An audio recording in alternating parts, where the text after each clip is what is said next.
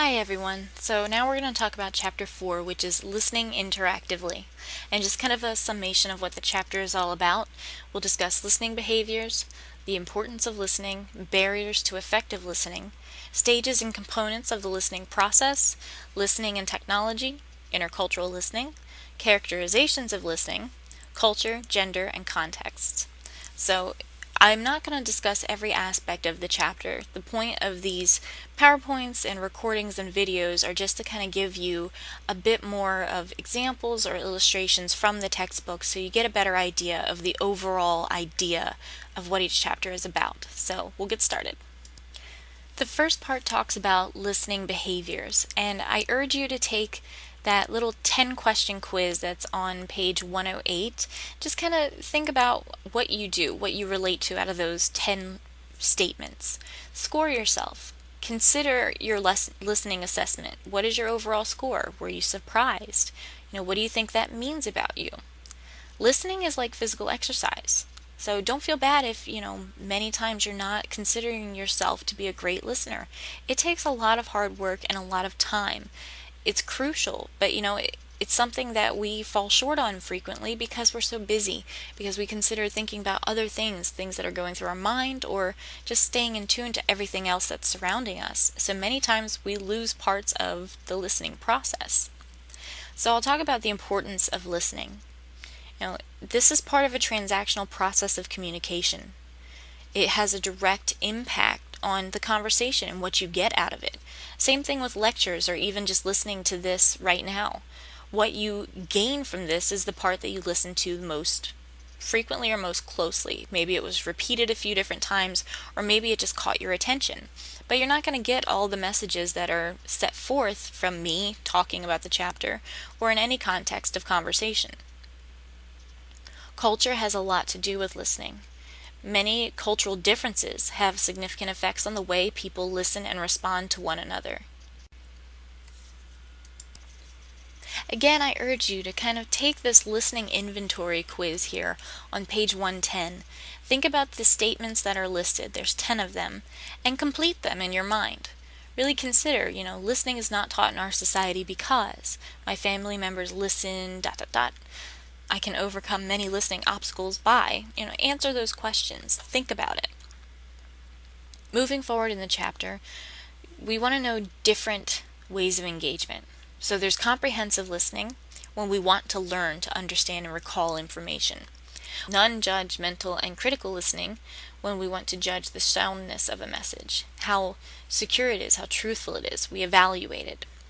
Appreciative listening. It's practice when we want to enjoy and appreciate the messages we listen to.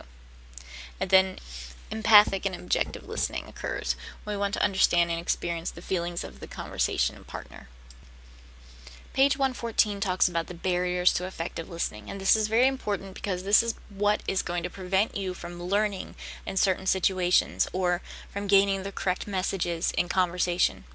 The first is message overload, and this is the most common.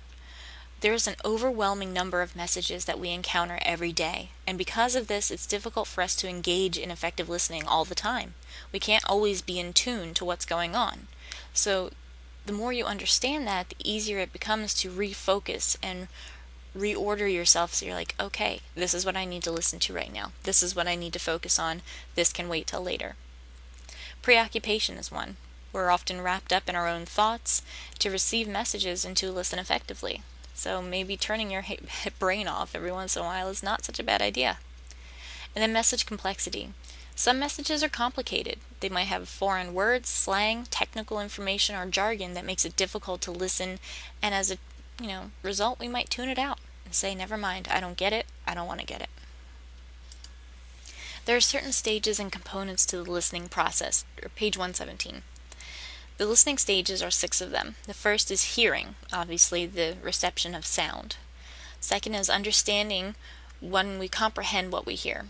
Third is remembering, recalling specific examples of what that conversation was about.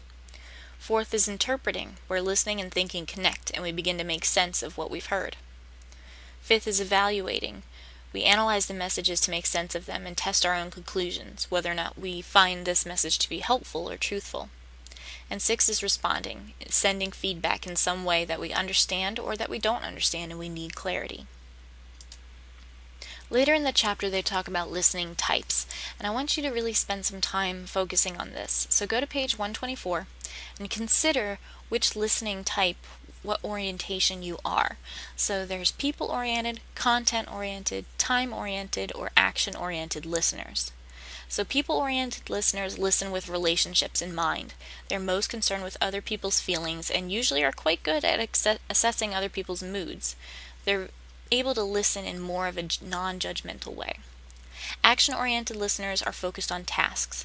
They try to keep the discourse on track, so they're valued in meetings and as members of teams and organizations because they keep people in tune to what is actually going on and what the need is. What is the result?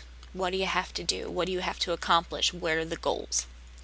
Content-oriented listeners are critical listeners. They carefully evaluate what they hear. They prefer to listen for information from sources that they feel are credible. Obviously, you want to trust the individuals that are giving you information. They're going to analyze and examine every piece of information they receive from different angles. And then finally, time-oriented listeners are most concerned with efficiency. They want the information that's clear and straight to the point. They don't have much patience for speakers who talk too much or wander off topic too much. Each individual should strive to be a more critical listener. Critical listening skills are very important. So what you should do is first keep an open mind. Avoid filtering or oversimplifying any complex messages. Try to figure them out. Recognize your own biases. This is very important. If you know you're going into a conversation or a lecture with certain biases, you must try to put them aside and just listen to the message. Be sure that you listen to the entire message, not just the beginning, and make a judgment about it. You might miss something important. Recognize fallacies, name-calling, testimonials, jumping on the bandwagon. Well, everybody else is doing it, so I'll do it. Agenda setting, having some other ulterior motives to what you're talking about, or an attack on an individual. These really interfere with the validity and consistency of information. Be mindful when you listen. Developing mindfulness takes time. And improve your retention of information.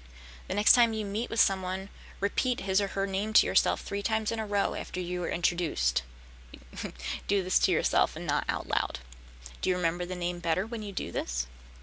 After your next interpersonal communication class, hint hint, take 15 minutes to review your notes. So maybe in the next chapter when I talk about whatever it is I'm going to talk about, or you have different slides, or you're referring to the actual textbook, review note-taking. Read it aloud. Read the textbook pieces aloud like I'm doing.